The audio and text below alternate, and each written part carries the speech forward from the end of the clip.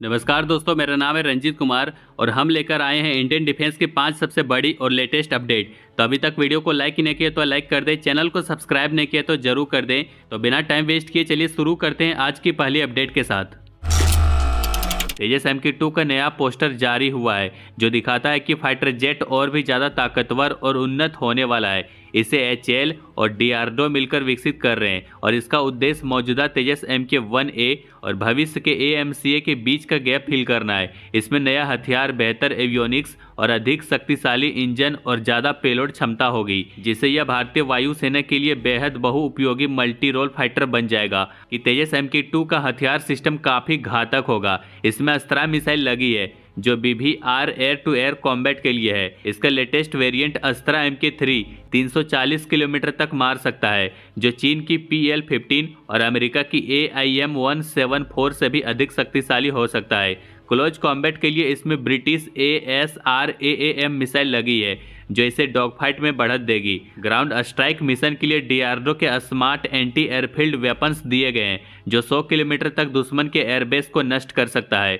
इसके अलावा Rudram 2 anti radiation missile है जो दुश्मन के रेडार और संचार प्रणाली को बाधित करने के लिए बनी है। इसकी रेंज 200 से ज़्यादा किलोमीटर तक है। लंबी दूरी के मिशनों के लिए इसमें 2 ड्रॉप टैंक भी लगी है, एक 1700 लीटर और एक 1350 लीटर का, जो उसकी उड़ान क्षमता और रेंज को बढ़ाने में हेल्प करेगी। इस पोस्टर का एक और दिलचस्प फीचर चीन माउंटेड हार्ड पॉइंट्स है जो 250 किलोग्राम क्लास की प्रिसीजन गाइडेड म्यूनिशन ले जा सकता है। यह एक नया डिजाइन इनोवेशन है जो तेजस MK2 की स्ट्राइक क्षमता को और अधिक बढ़ाता है। साथ ही लाइटनिंग लेजर डिजिग्नेशन पॉड भी शामिल है जो दिन और रात में सटीक हमले में मदद करेगा। कुल मिलाकर तेजस MK2 अब सिर्फ एक फाइटर जेट नहीं है, बल्कि एक पूर्ण विकसित मल्टी रोल कॉम्बैट एयरक्राफ्ट बनने जा रहा है जो लंबी दूरी की हवाई लड़ाई, close combat, dog fight, ground strike और दुश्मन की रक्षा प्रणाली को बेअसर करने जैसे सभी काम संभाल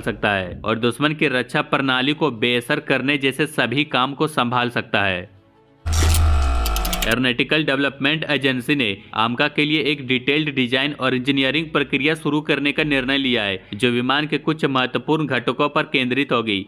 ये घटक centre fuselage structure, retractable air to air refuelling probe support structure और इंसर्टेड फ्यूल टैंक है। सेंटर फ्यूजलेज स्ट्रक्चर विमान के बीच का सबसे महत्वपूर्ण भाग होता है जो न केवल इसकी स्ट्रक्चरल मजबूती बनाए रखता है बल्कि कॉकपिट, एवियोनिक्स और फ्यूल टैंकों को भी सहारा देता है। इसका डिजाइन विमान की एरोडायनेमिक इफिशिएंसी, स्टेबिलिटी और मजबूती के लिए बहुत आवश्यक होता है। दूसरा घटक retractable air to air refuelling probe support structure है जो विमान को हवा में ही ईंधन भरने की सुविधा देता है, जिससे उसकी संचालन सीमा और उड़ान अवधि बढ़ जाएगी। यह सपोर्ट स्ट्रक्चर विमान के साथ इस तरह से जोड़ी जाएगी कि यह बिना किसी एक्स्ट्रा एरोडायनेमिक खिंचाव के काम करे। तीसरा घटक इंसर्टेड फ्यूल टैंक है जो विमान के अंदर एक एक्स्ट्रा फ्यूल स्टोरेज सिस्टम है जो विमान की उड़ान सीमा को और बढ़ाने में सहायक होगी।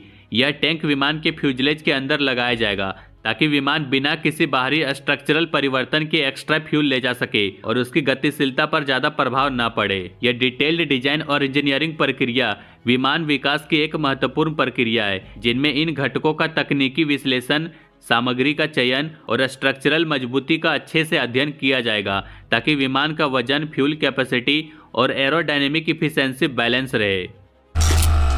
भारत का AMCA एक हाईटेक स्टेल्थ लड़ाकू विमान होने वाला है जिसके लिए एक शक्तिशाली और कुशल इंजन की जरूरत है। पहले भारत सिर्फ पश्चिमी कंपनियों जैसे जनरल इलेक्ट्रिक, सेफ्रॉन और रॉल्स रॉयस के इंजनों को लेकर चर्चा कर रहा था, लेकिन अब रक्षा मंत्रालय ने रूस को भी इस बातचीत में शामिल करने का फैसला लिया है। रूस की सरकारी कंपनी रोस्टेक ने एक नया इंजन 177S का प्रस्ताव रखा है। यह इंजन AL-41F1 और AL-51 इंजनों का एक हाइब्रिड वर्जन है जो Su-57 जैसे आधुनिक लड़ाकू विमानों में इस्तेमाल होता है। इस इंजन का थ्रस्ट 142 किलो न्यूटन है जो AMCA की जरूरत से अधिक है, यानी यह इंजन विमान की गति और गतिशीलता को और बेहतर बना सकती है। 177S इंजन ईंधन की खपत में भी अधिक प्रभावी है। यह 7% तक कम ईंधन खर्च करेगा जिससे AMCA की उड़ान रेंज बढ़ेगी। इस इंजन की सर्विस लाइफ 6000 घंटे तक हो सकती है जो भारत के मौजूदा Su-30 MKI के AL-31FP इंजन से काफी बेहतर है।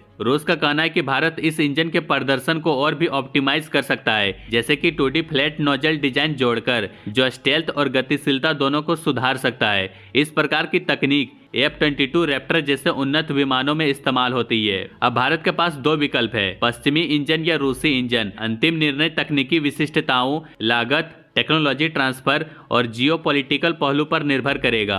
कुल मिलाकर रूस का शामिल होना भारत के लिए एक स्ट्रेटेजिक बढ़त हो सकती है, लेकिन कौन सा इंजन चुना जाएगा यह भविष्य में तय किया जाएगा।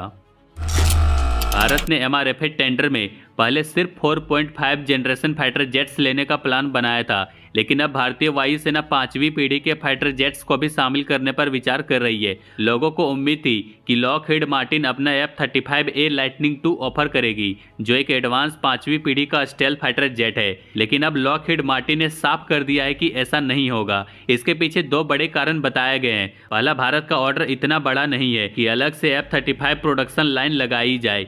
यह फाइटर जेट वैसे भी बहुत महंगा है और इसकी मैन्युफैक्चरिंग और मेंटेनेंस के लिए एक बड़ा इकोसिस्टम चाहिए। दूसरा, अमेरिका की तरफ से F-35 की एडवांस टेक्नोलॉजी ट्रांसफर पर कड़े प्रतिबंध है। भारत अपनी मेक इन इंडिया योजना के तहत ज्यादा से ज्यादा टेक्नोलॉजी ट्रांसफर चाहता है, जो अमेरिका आसानी से देने को तैयार नहीं है। अब लॉकहीड मार्टिन ने फैसला किया है कि वह भारत को F-21 ऑफर करेगी, जो असल में F-16 का एक अपग्रेडेड वर्जन है। इसमें नए फीचर्स जोड़े जाएंगे, जैसे advance AESA radar, extra fuel tank और आधुनिक कॉकपिट। लॉकहीड का दावा है कि F-21 में F-35 जैसी क्षमताएं मिलेंगी, लेकिन कम कीमत पर। इस फाइटर जेट का प्रोडक्शन भारत में टाटा के साथ मिलकर किया जा सकता है, लेकिन ये सब इतना आसान नहीं है।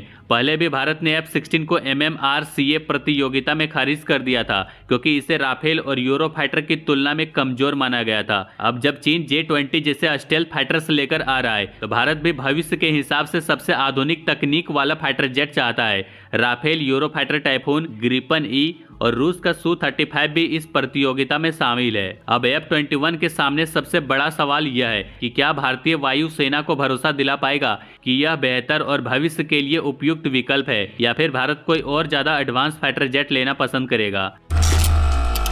भारत और ब्राजील के बीच रक्षा सहयोग को मजबूत करने के लिए ब्राजील के defence product secretary general Rodrigues ने भारत का दौरा किया। यह बैठक नई दिल्ली में हुई, जहां उन्होंने भारत के रक्षा मंत्रालय के टॉप अधिकारियों और तीनों सेनाओं के प्रतिनिधियों से मुलाकात की। इस चर्चा का मकसद केवल बायर सेलर रिलेशनशिप तक सीमित नहीं था, बल्कि दोनों देश एक मजबूत रक्षा साझेदारी की ओर बढ़ रहे हैं। इस यात्रा का सबसे महत्वपूर्ण पहलू यह था कि भारत और ब्राजील एक MOU पर हस्ताक्षर करने वाले हैं, जो पनडुब्बी रखरखाव, मरम्मत और ओवरहॉल से जुड़ा है। यह समझौता अगले महीने होने की उम्मीद है और भारतीय नौसेना के लिए एक गेम चेंजर साबित होगा। इससे भारत अपनी कलवरी क्लास पनडुब्बी का रखरखाव देश में ही कर सकेगा, जिससे विदेशी विशेषज्ञों पर निर्भरता कम होगी और मरम्मत में लगने वाला समय भी घटेगा। इंडिया के मिलिट्री मॉडर्नाइजेशन पर अपडेट्स के लिए बने रहिए। बाकी लाइक एंड सब्सक्राइब जरूर करें।